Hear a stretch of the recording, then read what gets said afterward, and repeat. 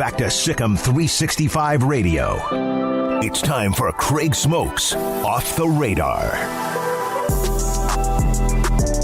Welcome back to SicEm365 Radio. Craig Smoak, Paul Catalina, Smokey on vacation for Monday. Got a few topics here that we're going to touch on that we might not otherwise do, which is the point of this segment. Let's start off. Paul actually mentioned this a few minutes ago, but Women's College World Series going on. Softball has been quite good to the Oklahoma Sooners, but as you said about 30 minutes ago, today they opened Women's College World Series play in a shocking loss, losing to James Madison. James Madison. 4-3 in 8 innings. There was a controversial play apparently where, there was was the foot on the bag. It was a bang-bang play at first. It led to James Madison getting a run that helped them end up winning. The girl was clearly out, but oh well. So, number one Oklahoma, who has just kicked the dog mess out of pretty much everybody. They have taken some losses. They're not unbeaten, but they go down today. So, very interesting. They'll now at least head to the losers bracket. That's the saving grace, though, right? It's like if you're in March Madness and you lose that first game, it's over. But in softball, this would have been a much bigger story had it been one and done and the number one team in the country gets beat by James Madison. But no, they will just now instead head to the losers bracket, but they cannot afford another loss. No. So, that's pretty big upset-wise as far as softball goes. Patty Gasso afterward, talked to the media. Everything's fine. But, that's a big shocker right there. So, elsewhere going on in sports, Paul actually passed this along, and it's interesting because The Rock has announced months ago that he is bringing back the XFL. He has bought the XFL. It was formerly owned by Vince McMahon. It's been relaunched twice. And he is going to relaunch it for a third time, but kind of like what we saw happen a couple years ago where they went from just being the NFL and the CFL to all of a sudden there was like this spring league and then there was the XFL, and it seemed like the AAFL was out there as well, and they all just shuttered. And now we're starting to grow football back, I guess, because not only is The Rock relaunching the XFL, but Fox has announced that the USFL is returning in 2022. It folded 36 years ago. So back like a phoenix, the USFL will be played once again 36 years later. Actually, I guess it'd be longer than 36 because the announcement was made today. But, yeah, they're bringing back the USFL. And, Paul, I'm always kind of torn on these things because it's like, yay, great, more opportunities. But, it's fool me once, fool me twice. We've seen all these leagues pop up and then pop right back down. So your thoughts on the return of the United States Football League? One of the best sports books I've ever read in my life is Football for a Buck by Jeff Pearlman. It is absolutely fantastic. I've read it twice. I don't know if they don't read that book, they shouldn't start it again, because the USFL had a good thing going and they got too greedy too quick. And they expanded too much, and they added some owners who didn't know what they were doing. One of them would go on to become president of the United States, and his idea was that Donald Trump his idea was that they would get so good that the NFL would annex them and add them like the ABA and the NBA, and that was not the case. The NFL lost the antitrust suit, but essentially the league folded and they bought it for $1. Yeah. And that was it. And so they had to pay $1 fine. And so hopefully that they come back and they do it right and they have good owners and good people running the franchises. I hope that they bring back the same cities, Memphis and all that, but they were also in some NFL cities, like Denver had 2 teams and Houston had 2 teams and LA had 2 teams and all that. If Steve Young played for the LA Express, I'm curious to see how that happens. I think that the XFL and the CFL were getting together on like a relaunch and trying to figure that out, which I thought was kind of a neat idea to help both leagues do it. Maybe all 3 of these leagues should just get together and do something. Maybe so, yeah. It's kind of like, if there's too many leagues, then the product's going to be watered down. Yeah. And I don't know that we care to see, guys who really never had a chance at the NFL play still. I don't know. I don't know what the audience is for that. I know that it's been more miss than hit when these other leagues have started up. And I mentioned the spring league that popped up whenever all these other leagues were starting to pop up a few years ago. We all of a sudden had like 4 or 5 football leagues going on at once. Well, the guy behind the Spring League is actually the co-owner of the new USFL, and he will be partnered up with Fox, obviously. They don't have any more details, but it will start in 2022. And the big downfall for the USFL the last time, so I'm hoping they're keeping in mind to play in the spring, was the fact that they tried to move to the fall. And that's ultimately what killed them, and that was also part of Donald Trump's doing as well, which there's a lot of good literature. It's a fascinating kind of backstory.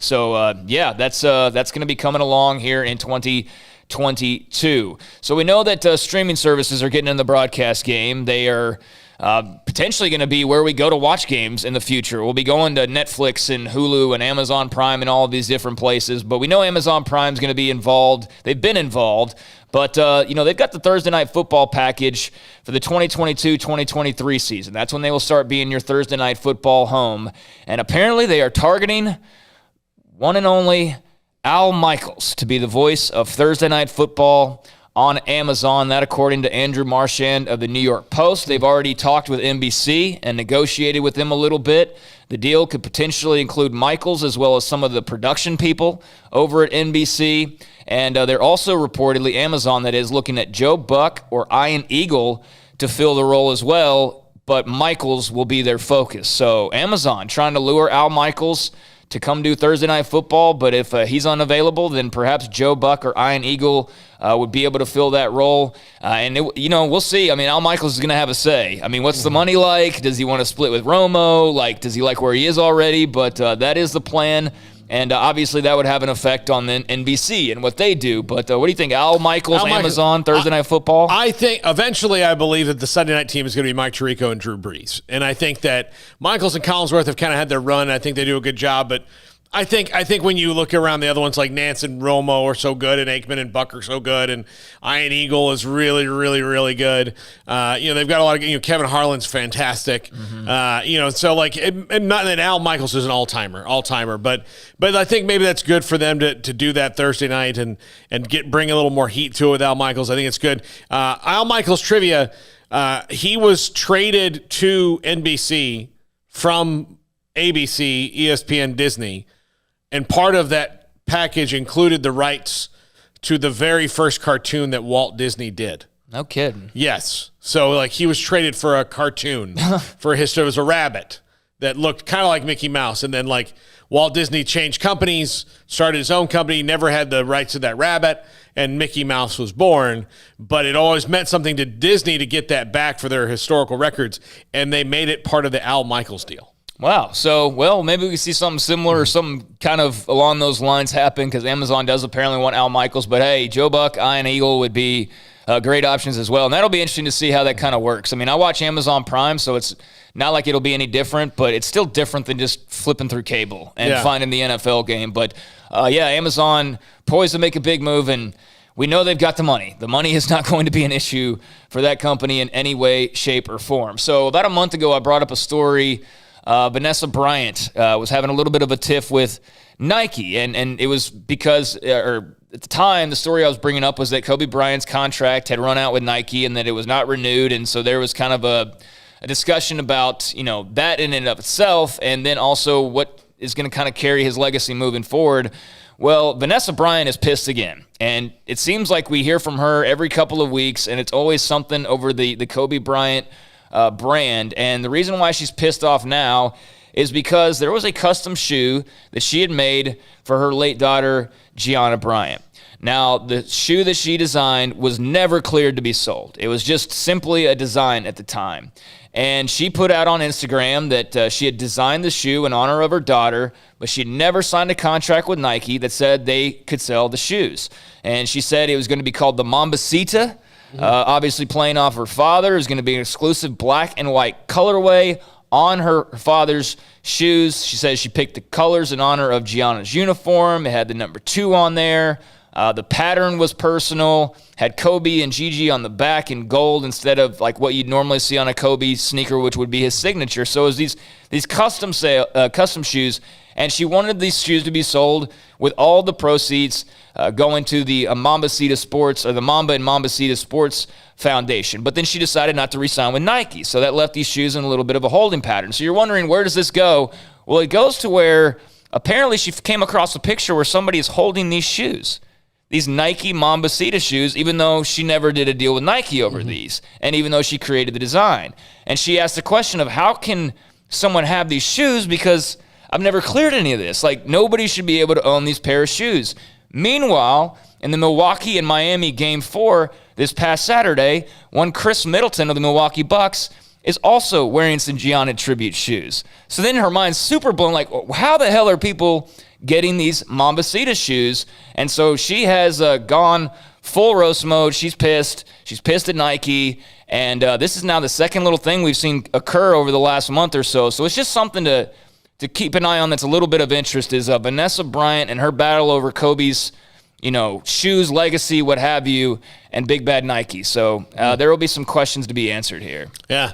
She needs to go to New Balance or Skechers. Yeah, I don't know, man, but it is kind of weird how you design a shoe, nobody's supposed to sell them, and now you're seeing them pop up across the internet. It's just a little strange. Yeah, it doesn't surprise me, though. Nike, No. Look, and Nike, listen, Nike, if you'd like to sponsor this show, we love you, but Sure. But again, it's it's big business, and the shoe companies do a lot of weird things. Yeah, they do, but she's got a lot of people that are supporting her.